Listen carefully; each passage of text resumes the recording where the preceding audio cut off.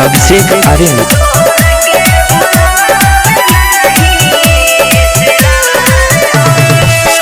तोहरा के भुलावे नहीं सिलावा रे हम,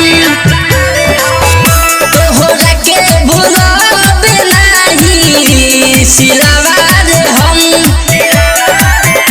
देख के गोरी चल गइलू, देख के गोरी चल गइलू हमारा के गम।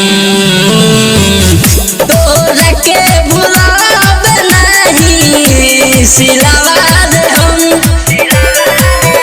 तोहरा के भुलावे नहीं सिलावा रे हम।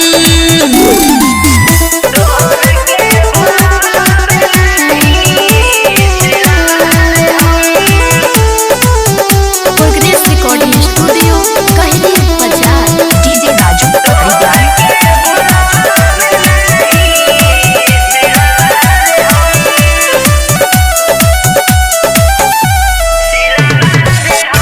काहे तू हमसे गोरी कैलू बेवफाई, आए हाय काहे तू हमसे गोरी कैलू बेवफाई।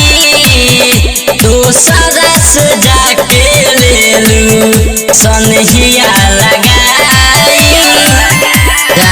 जाने खुश रही हो, जाने खुश रही हो बेवफा सनम। तोहरा के भुलावे नहीं पूजावा रे हम, तोहरा के भुलावे नहीं अनुराग रे हम। DJ Raju mix by Abhishek Aryan.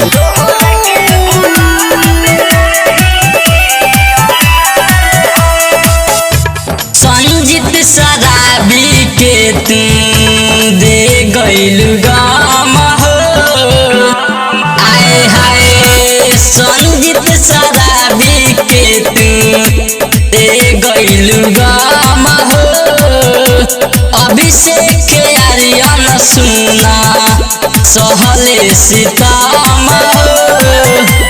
चंदन आलोक के तू सत्यम विकास के तू दिहलू जखम। तोहरा के भुलावे नहीं रिनवा रे हम, तोहके भुलावे नहीं अंजुआ रे हम। देख के गोरी चल गइलू, देख के गोरी चल गइलू हमारा के गम।